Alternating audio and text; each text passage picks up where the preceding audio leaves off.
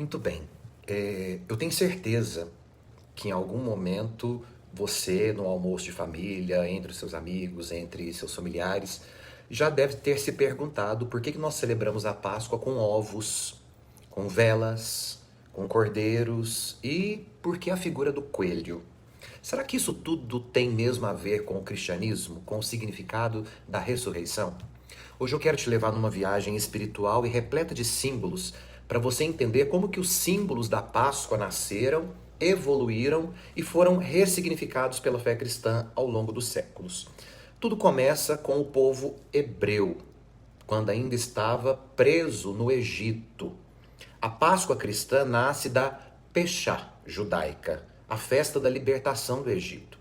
Lembra do cordeiro imolado, do sangue do cordeiro que passou no umbral das portas, do pão sem fermento, das ervas amargas? Então, Jesus era judeu e, como judeu, ele celebrava essa festa com os seus familiares e depois com seus discípulos. E ali na última ceia, como ele mesmo disse, porque essa ceia era sempre celebrada no sábado, no Shabat. Então ele quis comer a ceia antes. Nós até cantamos isso no catolicismo. Eu quis comer esta ceia agora. Por quê? Porque vou morrer, chegou a minha hora. O Evangelho de João vai dizer isso. Então, na última ceia que Jesus antecipou para a quinta-feira e ressignificou a ceia judaica para o que nós temos hoje como a ceia cristã, portanto, o dia por excelência da ceia para o cristão torna-se a quinta-feira, o dia eucarístico. Porém, nós nos reunimos na casa de Deus para celebrar esta memória, conforme ele disse: tomai e comei, isto é o meu corpo, tomai e bebei, isto é o meu sangue. Na transubstanciação do pão e do vinho, nós, os cristãos, nos reunimos no dia dele. E o dia dele é o dia em que ele ressuscitou, o dia do Senhor ressuscitado, o primeiro dia da semana, que nós vamos chamar em latim do dia do Senhor, ou Dominus Die, que nós transliteramos no português para o domingo. Então, ali na última ceia, Jesus já ressignifica toda esta ceia que os judeus celebraram quando estavam escravos no Egito. Ele se torna o próprio e novo cordeiro imolado.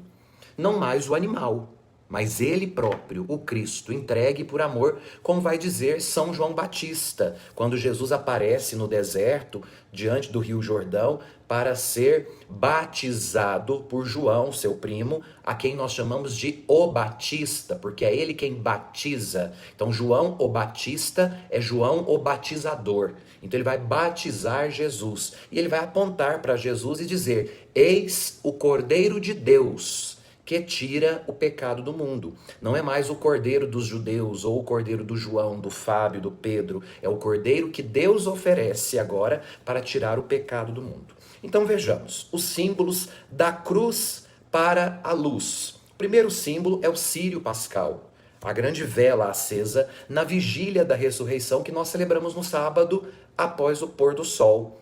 Porque os horários, desde a tradição judaica, o dia é contado na véspera. A partir do momento em que cai o sol e, portanto, vem a escuridão, nós já celebramos e antecipamos o dia seguinte. É o que nós chamamos de vésperas ou vigília. E na vigília da ressurreição, que acontece no primeiro dia da semana, no domingo, nós celebramos no sábado, antecipamos para o sábado, ao pôr do sol, porque a igreja acende o fogo novo. E deste fogo novo vai surgir a luz do círio pascal, que é o símbolo de que Jesus ressuscitou, venceu a escuridão da morte. Essa luz vai romper as trevas, vai iluminar o templo escuro e vai mostrar que a vida vence todas as suas dificuldades. Desde os primeiros séculos, os judeus convertidos ao cristianismo, que começa assim pelos próprios apóstolos, que eram judeus e que se tornam cristãos a partir do Cristo. As primeiras comunidades de cristãos eram judeus que se converteram ao rito que Jesus renovou do judaísmo. E depois a comunidade grega que vai se convertendo, os pagãos que vão se convertendo, tanto entre gregos e romanos, ao rito fundado pelos judeus cristãos, que vão receber o nome agora de cristãos, porque são seguidores de Jesus, que era judeu, mas que, portanto, era Messias. A palavra Messias é hebraica.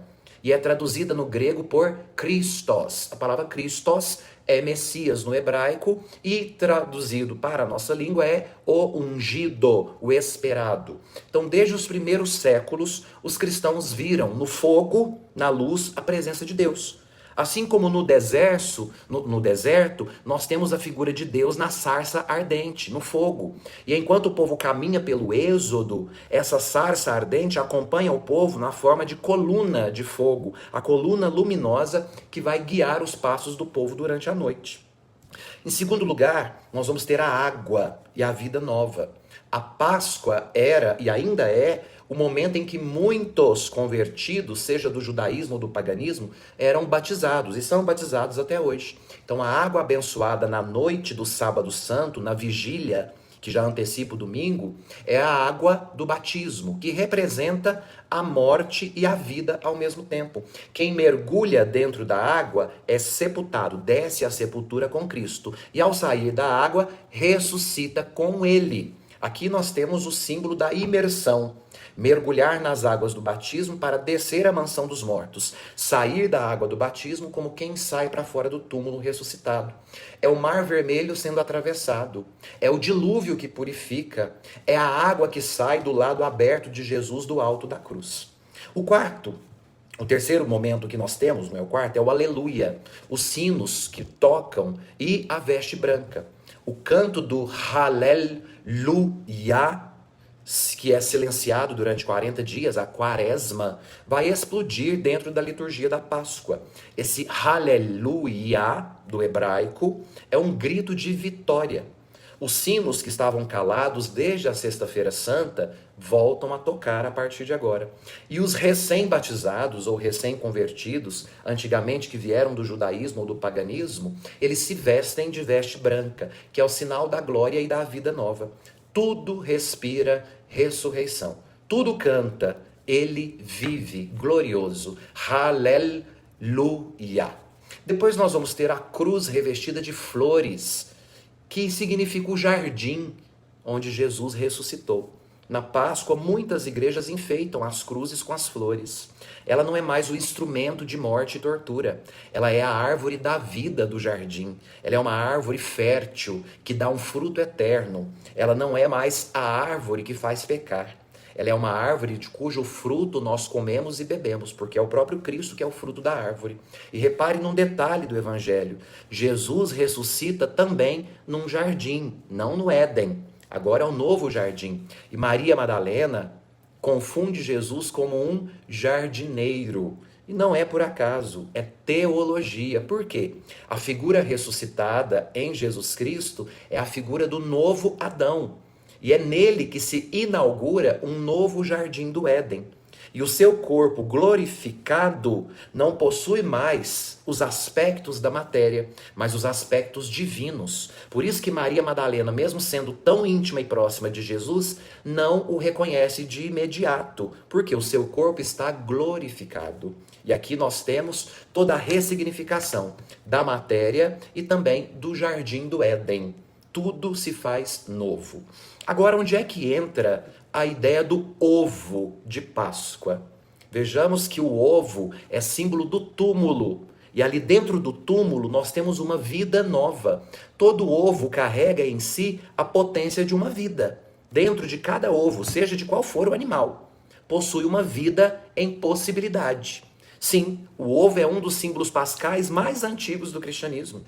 Presente entre os primeiros cristãos lá do Oriente. Eles pintavam os ovos de vermelho, pegavam os ovos das diversas aves, pintavam de vermelho representando o sangue de Cristo. Mas por quê? Porque o ovo é uma casca fechada, como o túmulo onde Jesus foi colocado. Mas lá dentro existe vida, e é dele que brota a vida. Sim, hoje nós usamos o chocolate, mas a mensagem continua. De um lugar fechado surge a esperança, a renovação, a surpresa, uma novidade. É claro que o mercado vai colocar hoje o chocolate e dentro do chocolate alguma surpresa, mas está intimamente ligado aos ritos primitivos do cristianismo. Dentro deste sepulcro, deste ovo fechado, tem a vida nova, tem a novidade, a surpresa. Mas e o coelho? Quando é que ele entra nessa história? Agora vem a parte mais curiosa. O coelho da Páscoa. Muita gente pensa que ele não tem nada a ver com o cristianismo, mas não é bem assim. O coelho está intimamente ligado ao cristianismo. Antes de tudo, o coelho era um símbolo pagão de fertilidade, de vida nova em muitas culturas antigas, porque é o animal que se reproduz com mais rapidez, que se espalha muito rapidamente. Os povos do norte da Europa celebravam na primavera uma deusa pagã chamada Iostre. E é dela que vem a palavra Easter em inglês, que significa Easter, Páscoa, primavera. Com o tempo, a tradição foi sendo enculturada no cristianismo. Então, os povos germânicos que vão invadir o Império Romano e assim se misturar aos povos cristãos desde o século V, com as invasões bárbaras dos germânicos, eles vão inserir essas histórias e essa palavra dentro da cultura romana e da cultura cristã. Os missionários cristãos não negavam os símbolos populares, eles batizavam também os símbolos. Assim, o coelho passou a anunciar a vida nova da Páscoa e foi associado na Idade Média, inclusive à pureza da Virgem Maria, porque se acreditava que algumas espécies de lebres se reproduziam sem perder a virgindade. Olha como que era a mentalidade da época. Além disso, os monges notaram que o coelho dorme com os olhos abertos, que é o símbolo da vigilância espiritual. Então, pela rapidez com que ele se multiplica, ele lembra o cristianismo primitivo que se espalhou muito rápido pelo mundo. Depois, pela pureza da lebre, que se acreditava que dava à luz e se reproduzia sem perder a virgindade. E por dormir com os olhos abertos, simbolizando a vigilância espiritual do novo dia. Então, o coelho se tornou um animal pascal. Concluindo, meus queridos, a Páscoa, como um renascimento total, ela é uma explosão de símbolos. O cordeiro, o ovo, a luz do fogo, a água do batismo, os coelhos, os sinos que tocam, a luz que brilha. Cada um desses símbolos diz, de sua forma, que Cristo venceu a morte. E contigo ele quer renascer. A fé cristã não anula os símbolos, ela vai transfigurá-los, transformá-los. Por isso, celebrar a Páscoa é mergulhar numa linguagem profunda, mística e muito transformadora. Não é apenas uma festa, é um novo começo. O primeiro dia da semana inaugura a nova humanidade renascida com Cristo. Se esse conteúdo te tocou, te ajudou, compartilha isso com quem precisa entender que a Páscoa vai muito além do chocolate, que ela é uma revolução espiritual que começou num túmulo fechado que se torna vazio e que pode, de dentro para fora, transformar a tua vida. Um beijo, feliz Páscoa.